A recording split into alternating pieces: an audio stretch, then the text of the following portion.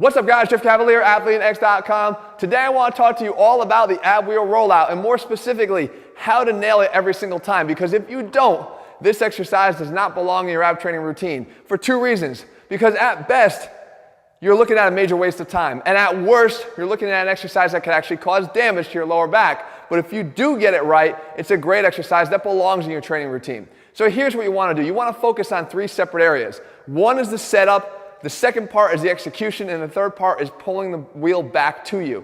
Those are the three areas. Obviously, every exercise is made up of those three components, but in this case, people tend to screw up in those three areas, so we want to cover all of them. So when you're getting set up for the exercise, the first thing you want to do is focus on the position of your back and your hips. And the key here is that you don't want to follow some advice where people tell you to flatten everything out in one straight line. Because what you're doing here is you're immediately taking this exercise and making it solely one thing.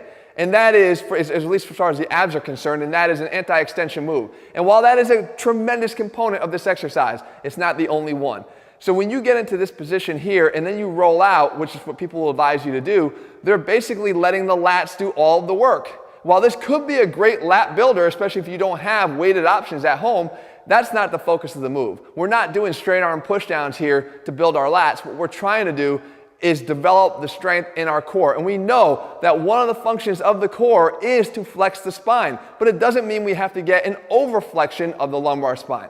So watch what I'll do instead. I'll do more of a cat and camel here, right? Where I'm pulling up, tucking the upper abs up into my chest. That's the feeling I want to have. And I'm not rounding out the lower back excessively here. Okay, all I've done is bring it more into a neutral position from an anterior tilt. So now when I'm in this position, I want to keep it there. So now we go right into the second part, and that is the rollout. Now the rollout, what we're focusing on here is to go out only as far as you can handle, because the main goal here now is to maintain that tightened core and prevent a quick, fast overextension of the spine, because that's when we start to do damage to the lumbar spine.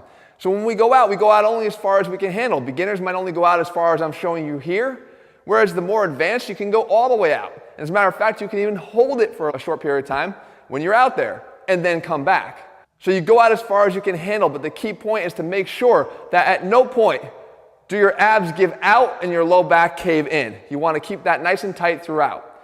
So now here's the key for me. When you're coming back in, what is initiating the pull-in? If you're letting your hips do the work, you're ruining all the good work you established to this point. And that's what a lot of people do. And people will say, I'll do hundreds of ab rollouts. Not if you're doing them right. If you go out and your first move is to pull your hips back so that you're getting a lot of hip flexion to drive the wheel back in, then you're not doing it right. As a matter of fact, you're kind of taking away almost half the exercise, as if the same thing as if you just drop the weights down on a curl and never lifted them.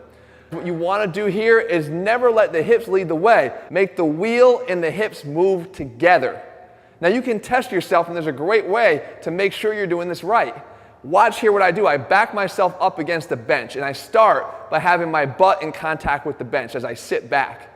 And then I roll out. Now, if my butt makes any contact with the bench on the way back in, I didn't do that rep correctly. I let my hips dominate, and I let it lead the way. And we already know that hip flexors are over-dominant in a lot of ab movements here. This would be just another example of that if we allowed it to happen. So instead, now when I get away from the bench, what you're focusing on here is I get all the way out there and then I initiate the contraction in the abs and I pull back in with the wheel and the hips moving together in sync. And you'll see here that when I get to the top, my butt is no further back than it was when I started. And that is a properly executed ab wheel rollout. And that's what you should be focused on every single time. And guys, it rolls over to all of our ab training. It's not just trying to crank out reps. I think this is where this gets bastardized more than anywhere else in our training, is focused on hundreds of reps of ab training. No, focus on quality reps and forget counting how many you're doing. The key is to make sure that all of your reps count, and that is when you're going to be training your abs effectively and more safely. If you're looking for a program that puts the science back in strength, that makes sure that you get not just your ab training right, but every single thing you do, then head to AthleteX.com right now and get one of our AthleteX training programs. In the meantime, if you found this video helpful, leave your comments and thumbs up below. Let me know what else you want me to cover here, and I'll do my best to do that for you in the days and weeks ahead. Remember guys, when you're trying to do something good for your body, the last thing you want to do is something that hurts you. As long as you're doing this right, I promise you will get great results from using this wheel right here. All right guys, talk to you soon.